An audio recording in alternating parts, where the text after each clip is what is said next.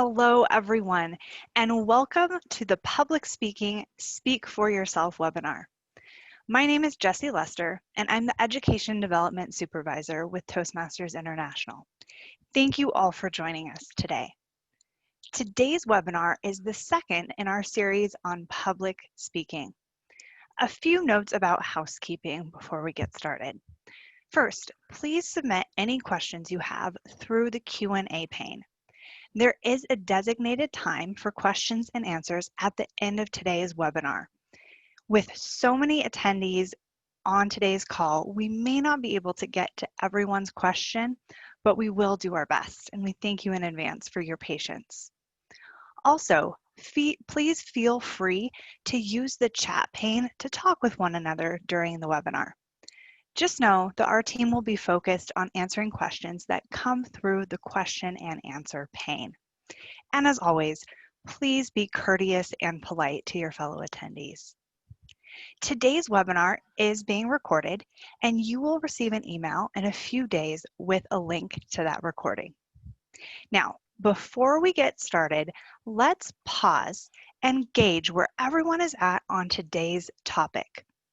You should see a poll pop up on your screen. Go ahead and take a moment to answer the question, thinking back over the last week. Was there a time you wish you would have spoken up for yourself? We're getting lots of answers coming in. We'll give just another second for everyone to get their answer recorded. All right, let's go ahead and we're going to end the polling so that we can look at these results together. So as you can see on those results, there are many people on today's webinar who wish they had spoken up for themselves at least once, probably more. The great news is that means you're not alone, and on today's webinar, you're in the right place to get some tips to help with that. And with that, we are ready to begin, and it is my pleasure to introduce today's moderator, Tammy Miller. Tammy Miller is in the business of changing lives. A longtime member and leader in Toastmasters International, she is the president and CEO of Tammy Speaks and Tammy Miller Auctions. She works as an auctioneer, author, and speech coach. As a professional speaker, her topics include communication skills, motivation, leadership, humor, and healing. As a speech coach, she has helped leaders from all walks of life become better communicators. Her company, Tammy Miller Auctions, provides local and global auction services, specializing in real estate and fundraising auctions. An adjunct professor at Penn State University in Pennsylvania, United States, Tammy teaches presentation and communication skills. She is the author of 4 books and is a contributing columnist to national and international publications. Thank you, Tammy, for being with us today. Thank you, Jessie. I'm really excited to be here, and we have a great panel for everyone to enjoy today. So let me just get started and introduce our panelists today. Our first panelist is going to be Simon Bucknall, and he is an international award-winning speaker who helps high-achieving leaders to maximize their impact through the spoken word. In 2017, Simon placed second out of 30,000 plus competing speakers in the World Championship of Public Speaking in Vancouver, Canada. Holder of degrees from Oxford University and the London School of Oriental and African Studies, Bucknall is an adjunct faculty member at Oxford University's Levatkin School of Government and a visiting fellow in professional skills at Cambridge University. In 2013, he was awarded the Freedom of the City of London, and in 2017 was the opening speaker at TEDx London and Royal Festival Hall. So we welcome Simon with us today. Our next panelist is Darren LaCroix. After a failed business in 1992, Darren took the stage in a Boston comedy club and bombed miserably. The headliner that night told Darren to keep his day job. Less than 9 years later, in 2001, Darren outspoke 25,000 contestants from 14 countries to become the world champion of public speaking. and he did it with a very funny speech, and I was in the audience that day. Since that victory, Darren travels the world demystifying the process of creating a powerful presentation. He is the co-host of Unforgettable Presentations podcast and the founder of StageTimeUniversity.com, an online program for presenters. So welcome, Darren. And finally, our third panelist that we're excited about is Ramona J. Smith. Ramona is an international award-winning public speaker who holds the title of 2018 World Champion of Public Speaking. She has been called a powerhouse and a gracious woman. Ramona spends a great deal of her time traveling the world, delivering encouraging messages of hope, triumph, perseverance, leadership, and love. She has been featured on Forbes.com, Business Insider, Inc.com, and other news outlets. Ramona authored the best-selling ebook, A World Champion's Guide to Public Speaking, 10 Optimal Tips to Master the Art of Public Speaking. So, are we ready? Let's go and get started and learn more about how to speak for yourself. So, our first question, I'm going to go ahead and ask Simon to start us off, if you will. Simon, can you tell us briefly what made you decide to take that first step toward becoming a more confident presenter? And how is this investment in public speaking relevant to your career now?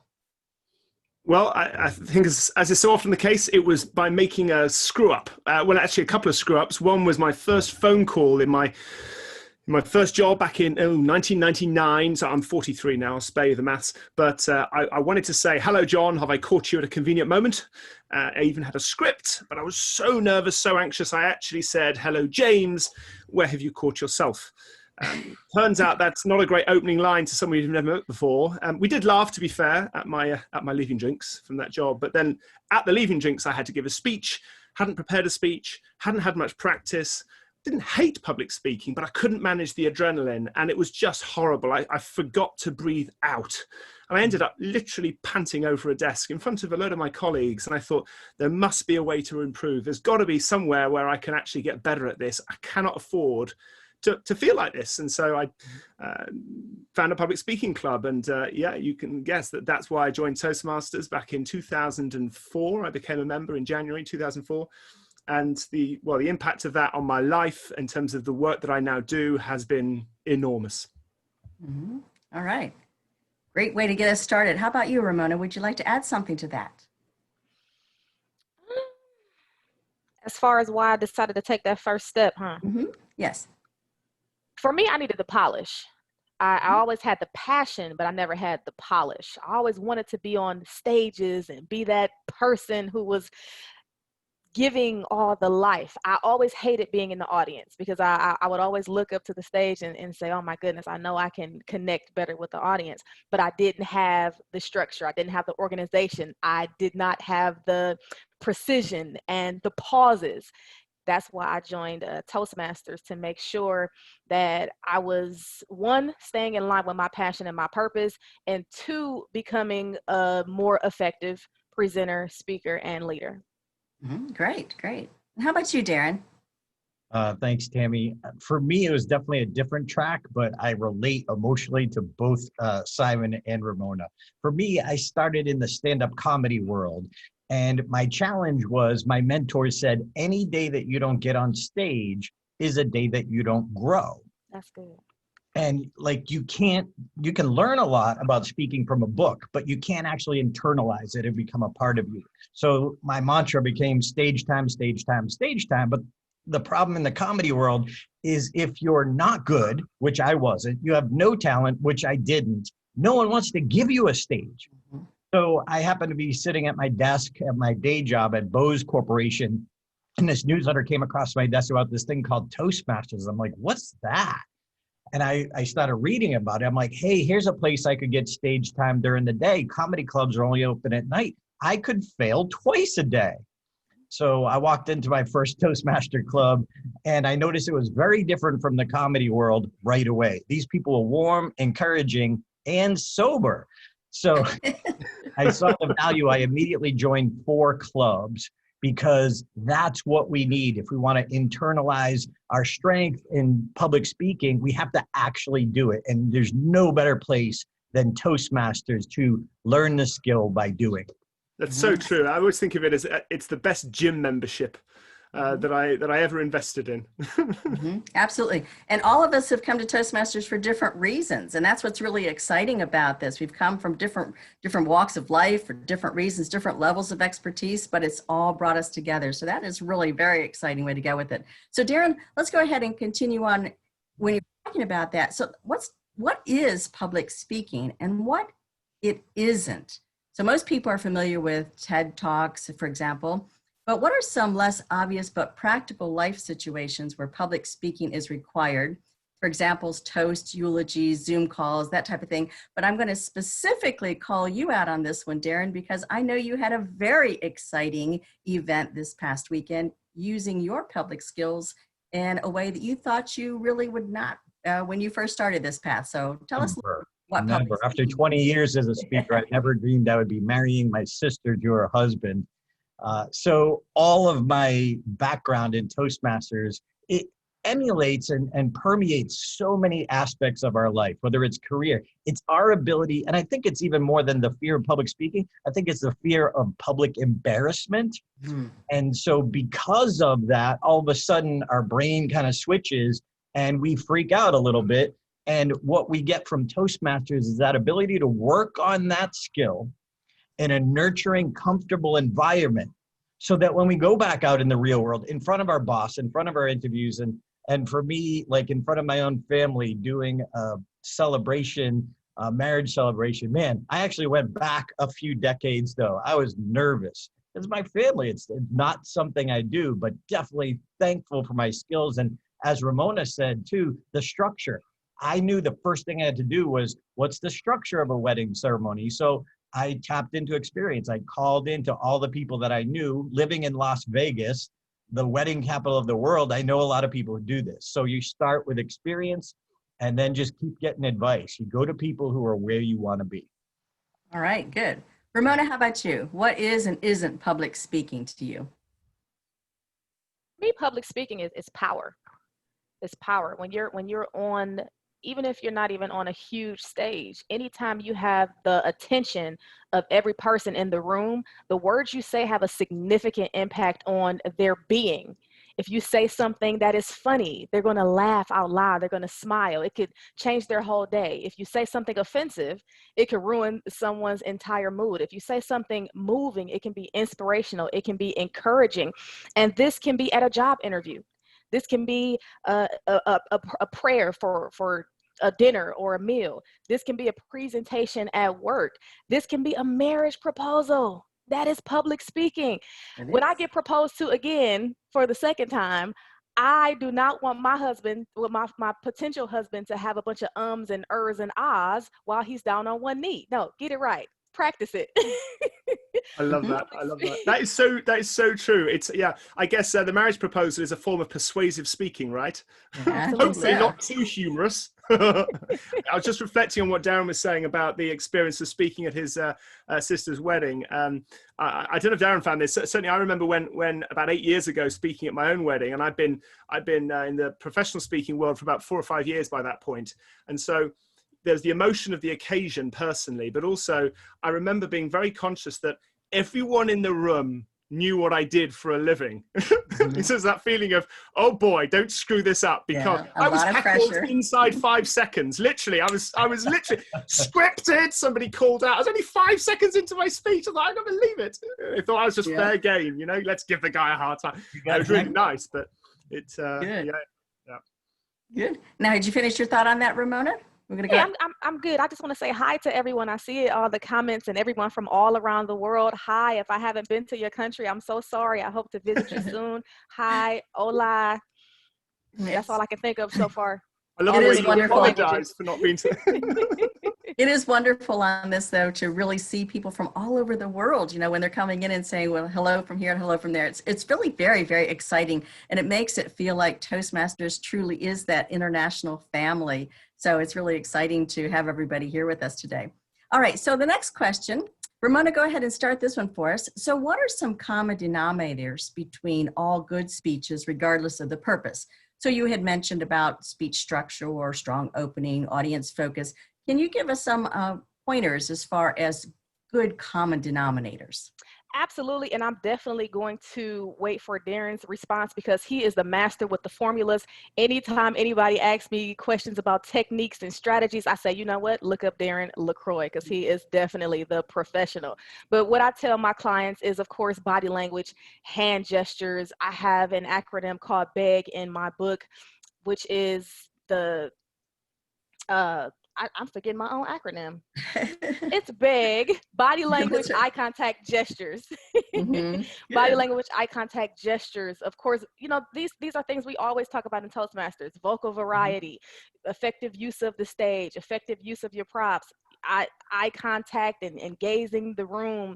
The things that we always hear about that are kind of repetitive, especially when you're coaching people during contest season, and they're saying, well, what little extra things can I do? What little extra things can I do? So I'm definitely going to kick that over to Darren because he can break it down and give you those formulas and those strategies. For me, it comes so naturally. I just say, look, use your hands a little bit more. Look at the people. Look, use your body. Great. All right, Darren, how about giving us a couple of quick tips on this, please? Well, I think the foundation is, what are you trying to get across? Most people have a bunch of ideas and then they throw them together in a structure, but they haven't got clear first. So it's getting clear. On that interview, what do you want the outcome to be? On that marriage proposal, what do you want the outcome to be? And ums and ahs is not a good part of the game plan. So follow that. By the way, talk to Ramona. Oh my gosh, get her book, get her guide, because you got a sponge from people who are doing it. But truly, first is getting clarity of message. I do this for a living. And whether it's executives at a big corporation like Wells Fargo is one of my clients, I say clarity, clarity, clarity. If you can't say it, what you're trying to get across in 10 words or fewer, then you're not clear. If you're not clear, the audience doesn't have a prayer.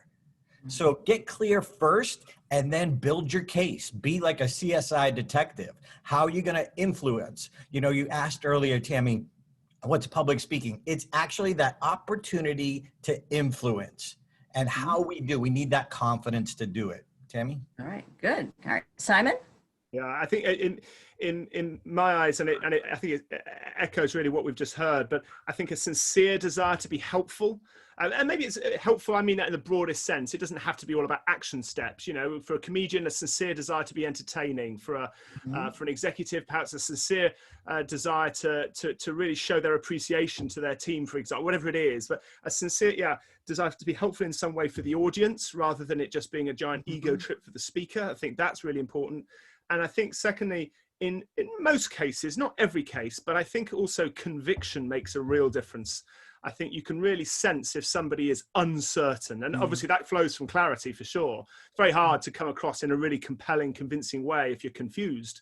So I think that sense of conviction really has to come across, because if you really mean it, I think regardless of your energy, regardless of your what techniques you use, if you're really convinced of something and you allow yourself to show that, that will come across to people, and I think that they'll sense that, and therefore you're much more likely to land your message with them if you're fully behind it. Absolutely. Darren, you wanted to add something to that? Yeah, I just want to bring up what Ramona said and bring it to virtual. If you're doing a virtual public speaking or a Zoom meeting, eye contact. Eye contact is so critical, because how many times have you been on a Zoom meeting and people are, I'm looking right at you. No, you're not. So going back, exactly. I even put at the beginning to train myself, I put a little Post-it next to my lens that says, look here, do whatever you need to do, but you can't create that one-on-one feeling if you're not looking, as Mark Brown says, your friends behind the lens. Absolutely. Absolutely. Good. All right. Great. All right, let's go on to the next question. And Simon, I'm going to ask you to start us off on this one. A lot of people worry about forgetting their next line and stumbling while they're speaking.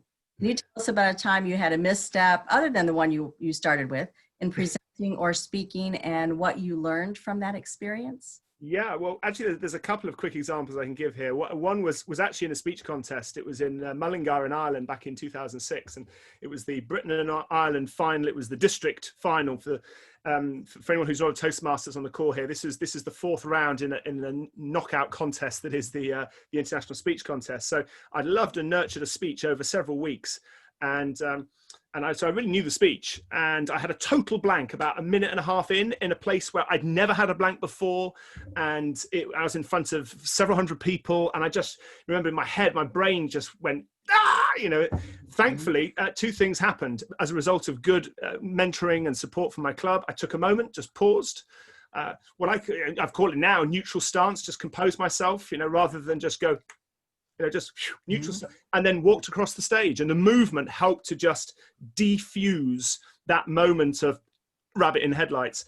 And it was about 5 seconds when I watched it back. 5 seconds of silence. That's a long time to be silent in front of an audience when you really don't know what you're going to say. But it did come back to me. And afterwards, people came up to me and they said, "Loved your use of pauses." I didn't have the nerve to actually say, well, actually, I can. Separately, I was in prison a while. Well, I should say as a visitor, as Craig Valentine might say. I was doing some pro bono work in a prison a few years ago with an inmate, and he had decided he was up for the challenge of, and he was about to be released. So it was all part of his transition back into the community and so on.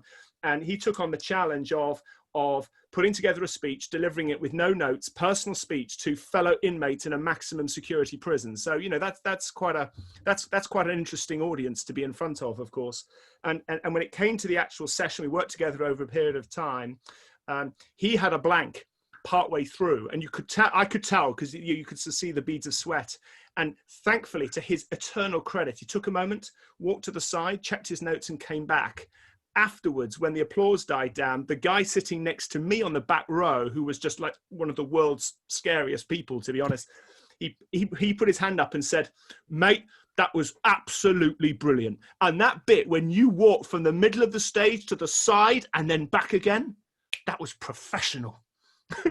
I guess the point was, you don't know how it's being received by your audience. You might feel really conscious of a screw up, but actually it may well be invisible to the audience. And even if it is visible, they won't really mind as long as you don't allow yourself to get distracted by it and get too bothered by it. Absolutely. How about you, Ramona? I'm sure you've had opportunities like this as well where we stumble, because we all have. What did you do and how do we help get through that? Personally, a lot of times when I stumble, it is when I do spoken word. Because sometimes I get so emotional and I get so caught up in the words that I'm saying, and sometimes it gets all scrambled. But just like Simon said, just like Simon said, the audience doesn't know your presentation. They have no idea what's coming next. They have no idea how you have scripted it, how you have choreographed it. So if you do make a blunder, or if you do stumble, even after practicing and rehearsing and going through it over and over and over again, like Simon said, do something subtle. Maybe close your eyes, clasp your hands, take a deep breath. You could even take a little pace, take a little walk. You could do one of those power moves, like one of these, like you're thinking or something, or even one of these, like you're in deep thought. The audience has no idea what's coming next. You can wing it. You can just say, "Oh yes," you can do something completely unexpected, because the audience they have no idea of what you're going to do next. But I would recommend not showing your hand. If you don't know what that means, look it up on Urban Dictionary. Don't show your hand. Don't start to apologize and say, "Oh my God, guys, I'm so sorry. I just completely forgot everything. I'm so sorry. Let's just give me a moment." Like, just try to be calm, collected, keep yourself together. You are the professional. You own the stage. This is your platform. Keep that confidence, keep that same energy, and recover. Right. How about wrapping this question up for us, Darren? What do you think? I say it's the preparation beforehand. Now, if you're in the moment, you're in the moment. Definitely listen to my panelist friends here. But I think prepared. If you're in a Toastmaster club, join a second one. Join a third one. Prepare so you have more of that confidence. If you're not in Toastmasters, if you're joining us as a guest, look, there's no better self-development program on the planet where you can not only learn it, but you can do it as part of your learning. So that way you don't get into that situation. And then when you do, you know, it's going to happen. It happens to all of us. A lot of us think, well, the great speakers never bombed. That's how they became great. They bombed and they kept going. Mm-hmm. So to kind of wrap up that question, you know, a lot of really good comments and feedback on this, but some things to keep in mind. It happens to everyone. It can happen at any point in time. Your audience wants to see you succeed. And absolutely what Ramona said, they don't know what you're going to say. So don't say, oh my gosh, I've forgotten all this. Just keep moving, because that will help calm you. So really good responses. Thank you everyone for those responses. All right, our next question up. And Darren, I'm going to have you lead on this one. What would you say to someone who is an introvert and finds it challenging just to talk to people in a social situation, like at a party? And what tips can you offer that person to build confidence in making connections? I would say, my brothers and sisters, fellow introvert, on stage is the only time I'm actually an extrovert. In fact, I was talking to my aunt this week, and I just turned 54, and she's like, I still can't believe you do that for a living.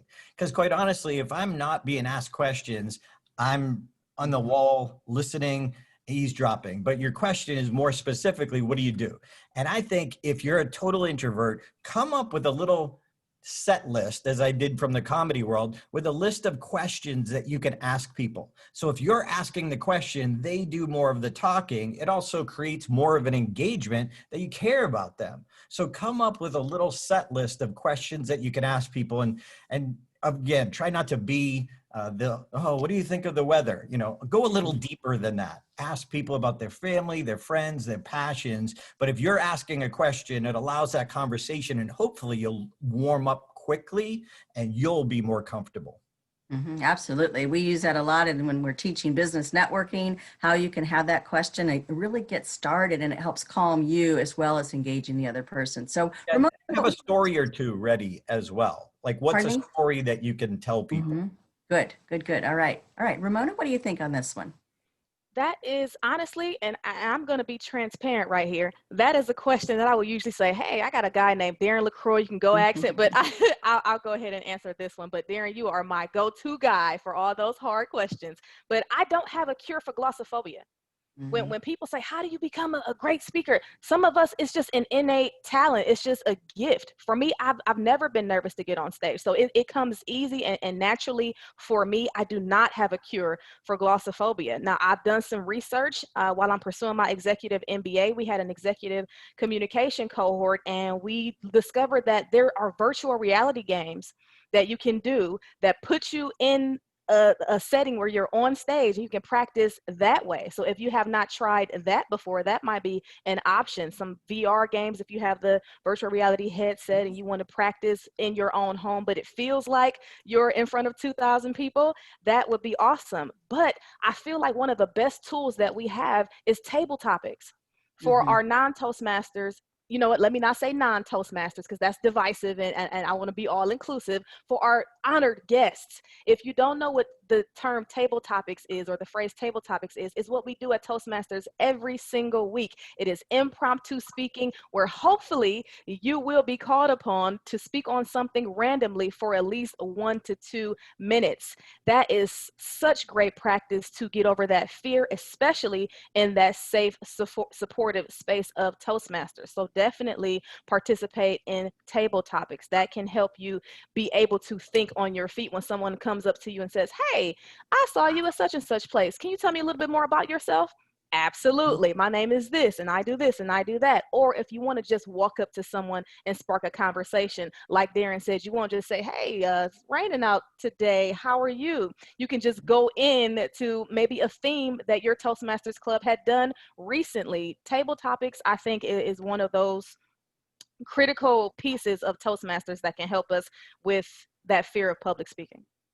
Probably one of the best things we love to hate, right? You know, Absolutely. We know we need it, and we get better, much better at building that confidence through something like table topics. But it's something we go, oh, please don't call on me. So I've even heard people on their Zoom meetings, you know, oh, there's something wrong with my audio. I'm sorry, I can't respond to that question. So we really just have to keep moving and doing it, because that's what gets us better. Simon, what do you have to say for our introverts? I think it's important to draw a distinction between introversion and low on confidence. They're not the same thing, right? I mean, I've met plenty of exceedingly nervous extroverts, and likewise, I can think of super self-confident introverts. It's really important. I mean, Jenny, my wife, for example, she's definitely an introvert. She won't mind me saying that. She is steel. I mean, oh my goodness, she is strong. So that's the first thing to say. It's all about the energy, where it comes from, of course, and I realize this may well be familiar to people listening to this. So that's the first thing. The most popular, as it was, certainly the most downloaded TED Talk online is by, as it happens, by a British speaker who unfortunately died just a few weeks ago, Ken Robinson. Do Schools Kill Creativity? If you've not seen it, it's really worth seeing. Wonderful example of storytelling, by the way. And he is very, very, you might say, understated in his delivery. He's very, in a way, typically, some would say typically British, but that might be a stereotype, right? But he's very calm. He is not charging up and down the stage, punching the ceiling. Yeah, it's just him talking to an audience. The audience is in stitches, and it's very powerful, the message. He's clearly an introvert. He's an academic by background and so on. So I think that there is tremendous power actually in introversion for speakers, whether, I mean, obviously in Darren's case, as Darren said, and I think it's true with many people that I've seen and met in the comedy world who are backstage are very, very much introverts, and then they literally come alive, they ignite on stage. But of course, if as an introvert you don't come on stage like that, but you're still really quite relatively understated compared to a high energy speaker, that's not weak. That's authentic. That's true to who you are. And actually, for an audience, that contrast in energy can sometimes be both helpful as a contrast to perhaps other higher octane speakers, and also it can be very, very impactful, I think. There are all sorts of speakers who achieve tremendous impact from a position of much greater calmness and self-control, if you like, than you might see from somebody who is super extrovert. So feel good about that. And I think the final thing I'd say is that if you are somebody who is very much an extrovert and you're trying to get your head around how best to then carry yourself when you're on stage, look for how you communicate when you're relaxed in everyday life. You're unlikely to be spending your entire existence in silence, even if that might be a preferred state. How are you when you're relaxed, when you're talking to people, when you feel strongly about stuff? There'll be all sorts of behaviors that are part of you. That the challenge, I think, is to identify that, bottle that, and bring that to the stage. Absolutely. And Simon, you touched on something we haven't really talked about yet, but it's going to be kind of a lead in with the next question. And that's building the confidence. All of us, I think, in this panel, and many people I talk to, say that some of the things that they've gained from Toastmasters are aspects that they never expected, like gaining that confidence. We talked earlier, I'm an auctioneer, and I would have never become an auctioneer had I not gained the confidence of speaking that I learned in Toastmasters. It certainly has changed my life. Every one of us can say it's changed our lives here. So for the people that are out there that have not experienced Toastmasters, it's really important to understand that you gain so much more than just better communication, better leadership. You gain so much more through this program. And I'm going to address this question then to Ramona. Let's start off with you on this one. So how can becoming a better speaker affect your ability to listen, think, and lead? And how do you think it's relevant in the workplace and your career? So what other aspects of life does what you've learned in Toastmasters, how has that touched other aspects of your life? It's just, it encompasses every part of life. It does. It and does. I for the people who are guests, we're not just talking about this organization because we're champions or we're world champions. I've been a part of this organization for 10 years, and it has significantly built my confidence, not just as a speaker, but as a friend, but as an educator in the classroom, as a mentor, as an overall individual. Because first of all, I've been a part of a lot of clubs that are very diverse. So it helps me to learn more about other people, other cultures, other careers, other industries. And I feel like confidence is the combination of preparation and knowledge. And in Toastmasters, you learn how to prepare, and you have to research, and you have to look for different information that you're going to put into this 5 to 7, most often 5 to 7 minute speech. And then when you're prepared and you have that knowledge, then you have the confidence to get up and speak about whatever topic you're going to speak about. For me, I feel like that is confident, and you can carry that over into the preparation of presentations and proposals in whatever area of work that you do. For me, I'm an educator, I'm a teacher, and I have to do lesson plans. So learning how to organize that information and then be able to get up and to deliver it in front of a group of people who sometimes really don't care. Toastmasters has given me the ability to be a better thinker through my research, planning, and strategizing, a better leader to be able to give this message and to convey this specific message in a way where I know this specific audience needs to hear it.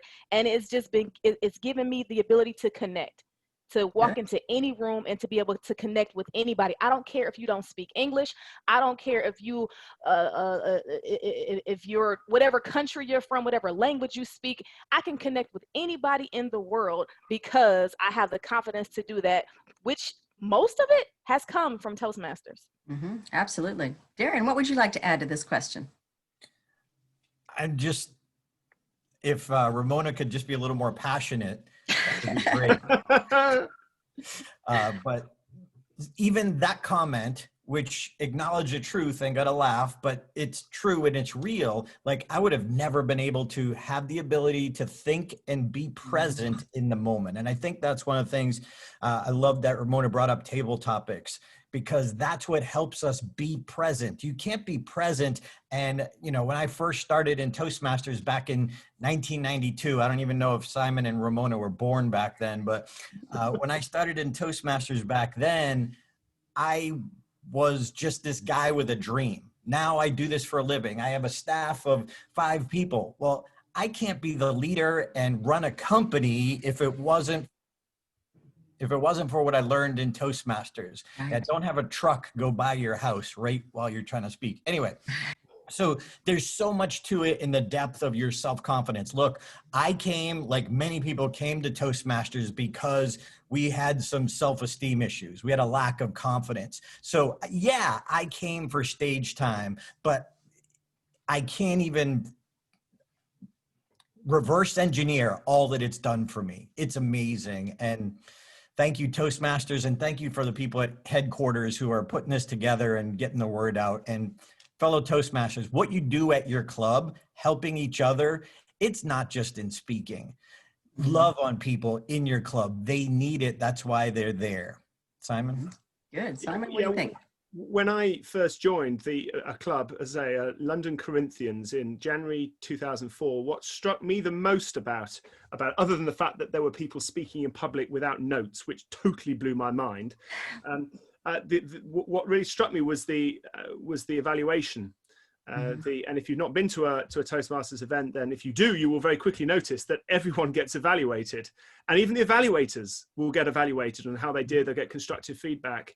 And to me, I found that was refreshingly transparent, because in my career up until that point, it had all been a little bit cloak and dagger, and it was maybe an annual appraisal, but everything was all a bit guarded. And I really liked the fact that there was a model for providing feedback in a positive and empowering and concrete way that helped people get better, and I benefited from that enormously. But what I found was that then did have a very direct impact on how I managed, as a manager in my career. When I first joined, I was working in the British Parliament in Westminster in the House of Commons. And as part of that experience, I ran an election campaign for a lady who was at the time only 26 years old running for Parliament. And that involved, of course, building a team of volunteers. I can say right now, there is no way I would have stood a chance of building and keeping that team of young volunteers engaged for 6 months for no pay in rural West England in the rain, and they get a fair amount of it in southwestern England, January through May.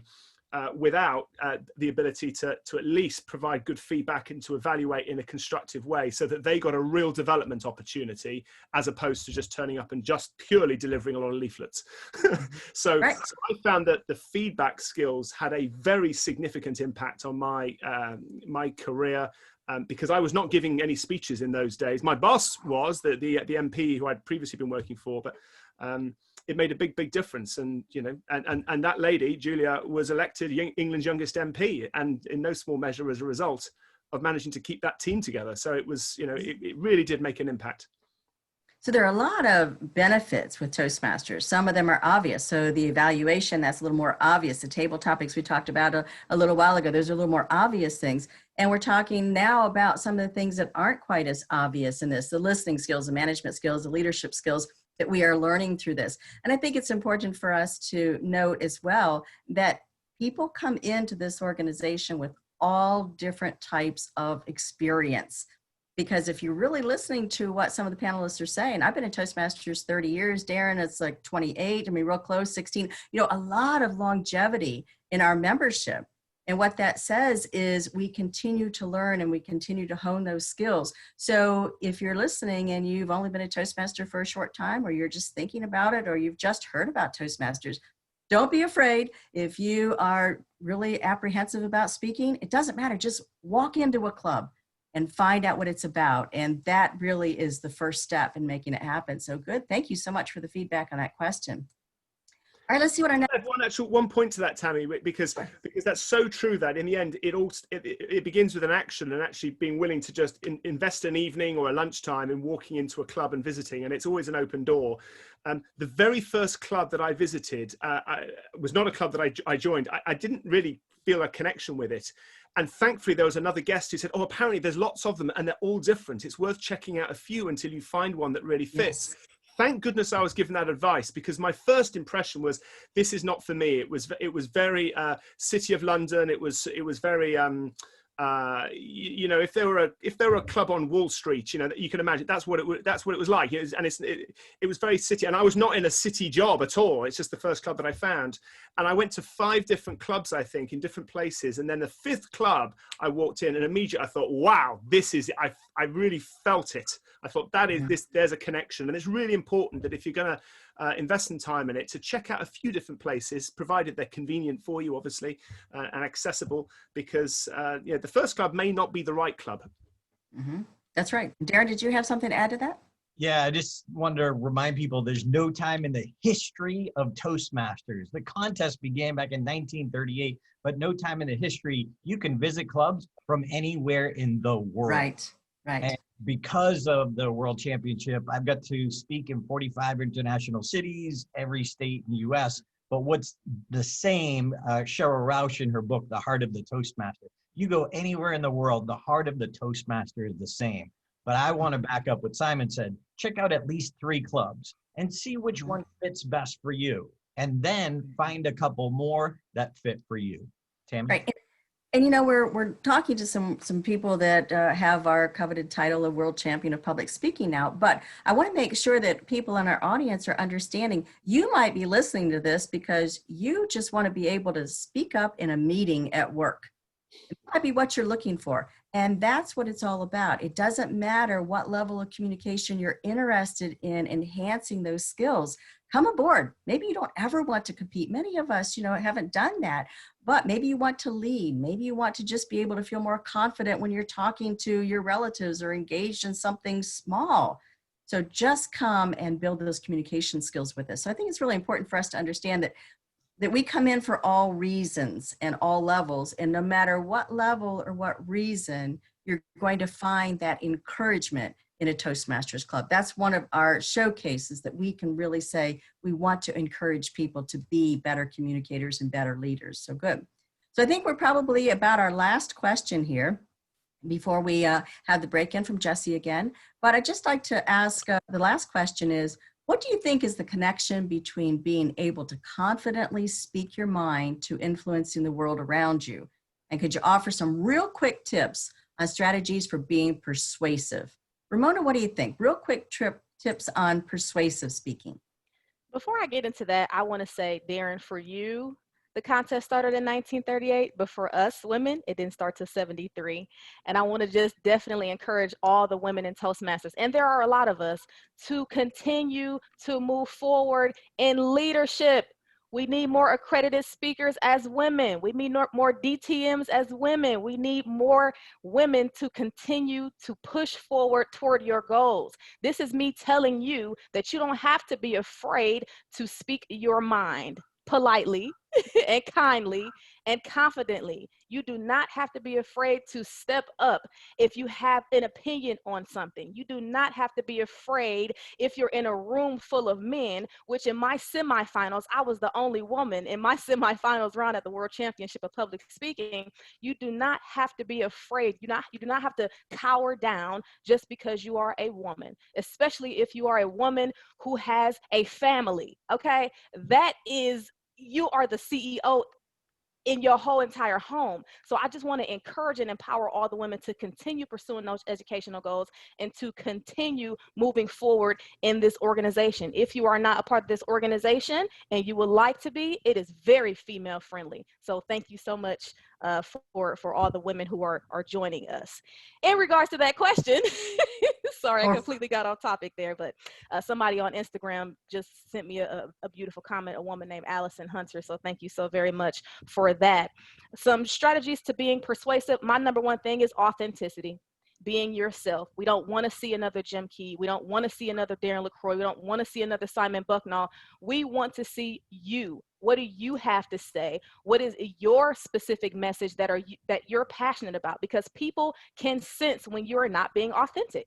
We can spot a phony from a million miles away. You don't have to have a PhD. You don't have to be the world champion of public speaking. In order to connect, influence, and persuade, you need to be exactly who you are, your genuine self. Simon? All right, so we're about ready to wrap it up. Maybe, Simon, can you give us one quick tip? Darren, one quick tip, because I know Jesse's back here with some questions for us. Simon? Sorry, I was on mute. There we go. This is proof that this is informal.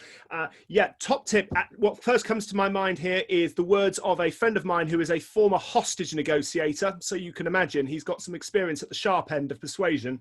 If he was on this call, he would say,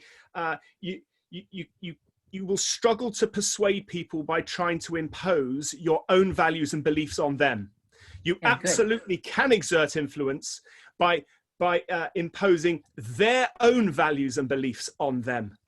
Good. Wrap it up for us, Darren, as far as this is concerned. This question. Yeah, as far as this is concerned, story. Think story. Don't try to force yourself, as Simon said, and Ramona, preach it, sister. That was awesome.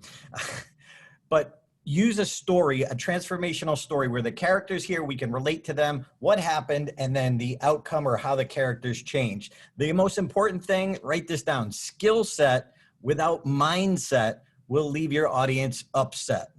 Skill set without mindset will leave your audience upset. So 5 minutes before, when your brain's freaking out, ask yourself some questions. Here's the 4 questions I still ask myself. I'll be real quick. Before I walk on stage. Number 1, am I present? Am I right here, right now with these people? Number 2, will I have fun? And I'll just give you 3. The third one, how would I give this presentation if I knew it was my last one ever? Good information. Jeff, how about to you, Jesse? Thank you, Tammy, and thank you, everyone. What a great conversation we've had today. We do also have some wonderful questions from our audience members. So, Tammy, this first one is for you. And this is from Thomas. Thomas wants to know how hard it is to overcome fears of public speaking and how much time it took you to be comfortable. Oh, my goodness, Thomas. I don't know if you were on our call yesterday or not. We were talking about where we've all come from. And Thomas, I can tell the story very easily. The first time I got up in front of an audience to speak, I had a pencil in my hand because I was talking about it. And I was shaking so badly, I had to take this hand and put it down. I was that nervous. And if somebody that day would have said, you'll make a living as a professional speaker, I would have said, clearly you have the wrong person. But Thomas, what it took is joining Toastmasters and truly just continuing, no matter how difficult it was, just take the next step and the next step and the next step. So I would say it was over a course of a few years, but what happens is it happens so quickly and you look back and go, oh my gosh, I can't believe I was that person. So Thomas, just get started. That's the first thing. And you will proceed at your own pace. And that's one of the really brilliant parts about Toastmasters. It's at your pace. Wonderful. Simon, this next question is for you from Mark. Mark wants to know about memorization. He says it's a real challenge for him. I don't have stage fright and I enjoy speaking, but what I need help with is memorizing scripted speeches.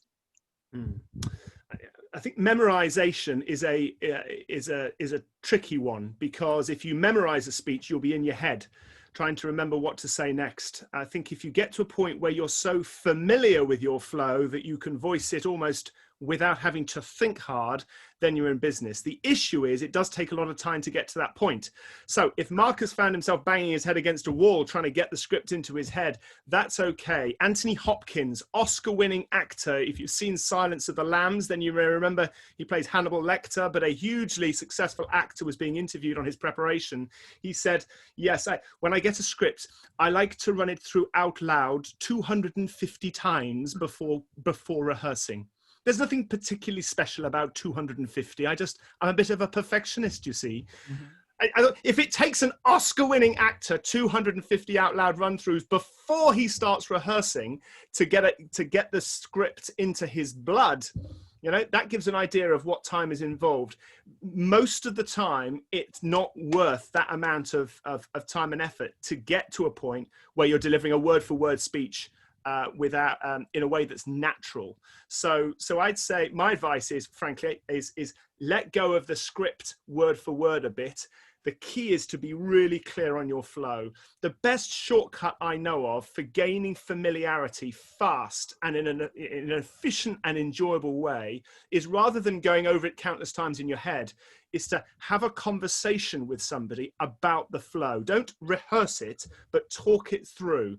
And it's much more dynamic, much more enjoyable. Buy them lunch if you have to, so that you get familiarity rather than being locked into that straitjacket of I've got to try to memorize every word. Because if you do memorize and you go off script, it's really quite tricky to get back onto script again. It's like a railway line, you know, it's tricky. If the train gets derailed, you know, it's tough getting back.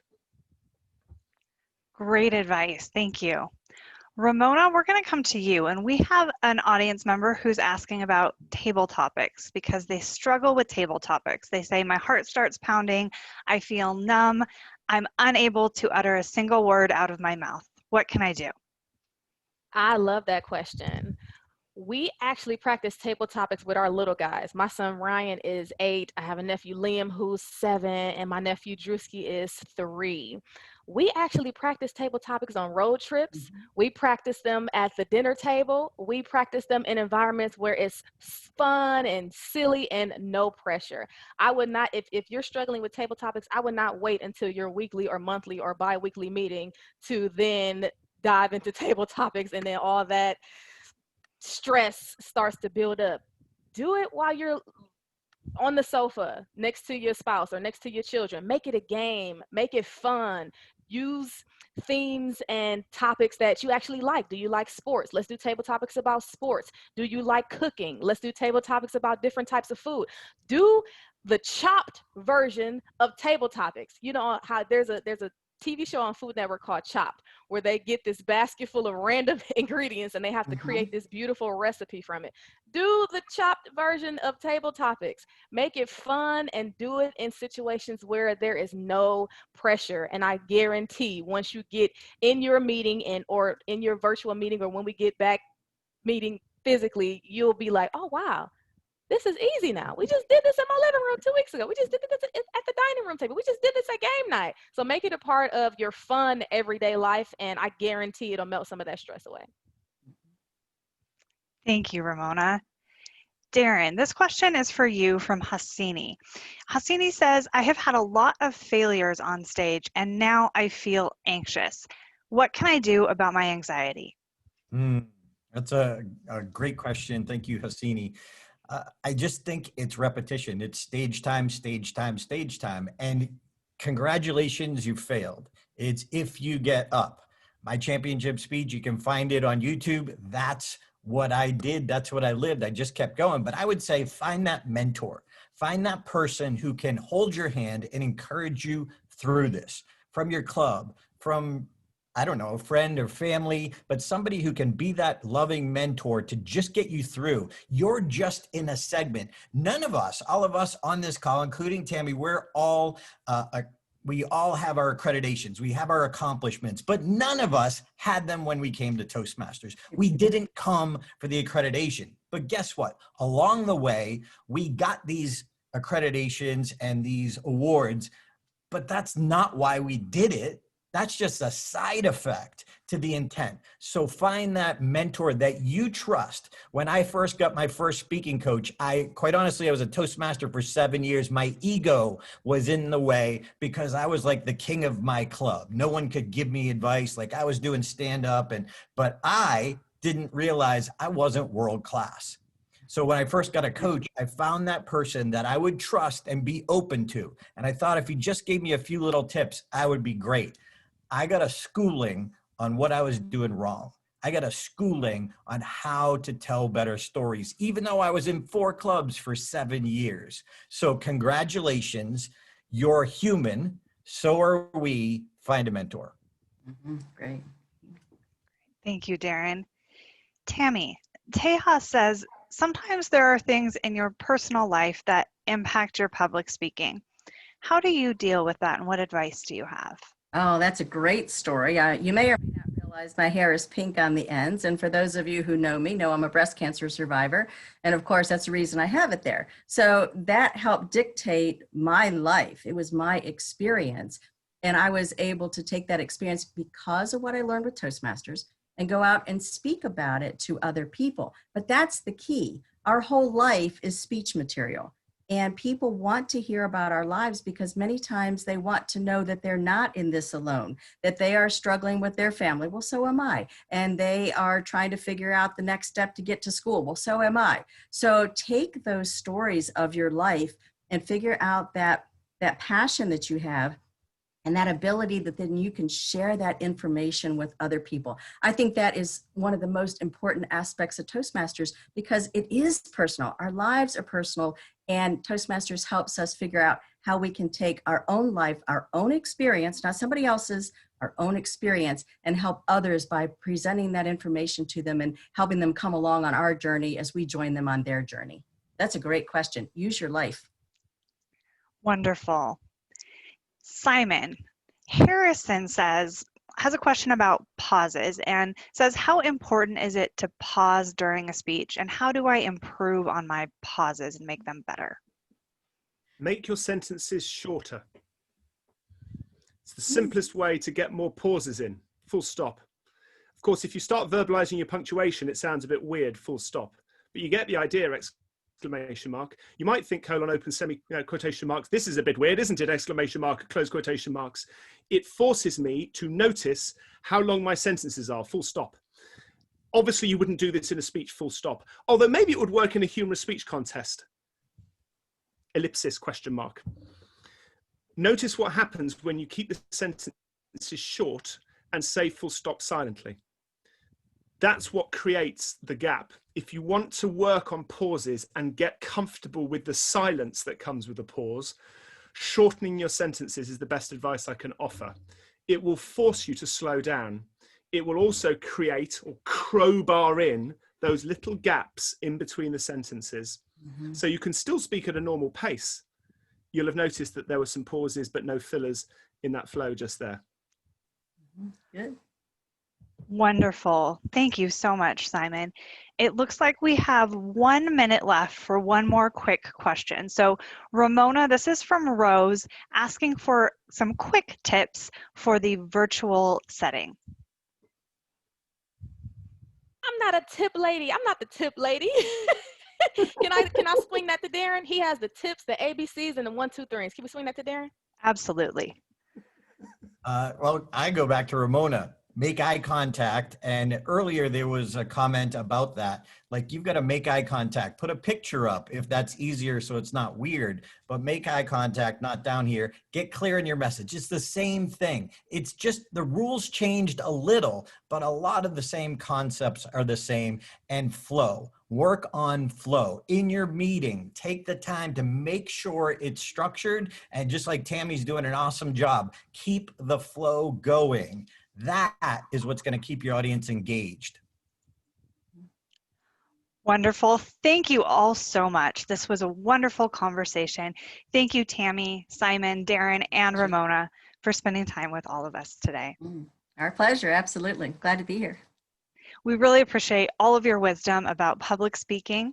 And I want to thank all of our audience members for joining us as well today. We will be sending all of you recordings of both today and yesterday's webinars, and those will come to you in the next couple of days. So feel free to share those with anyone that you think would benefit from the tips we've heard. And until next time, have a great day, everyone. Enjoy. Bye now. Thank you.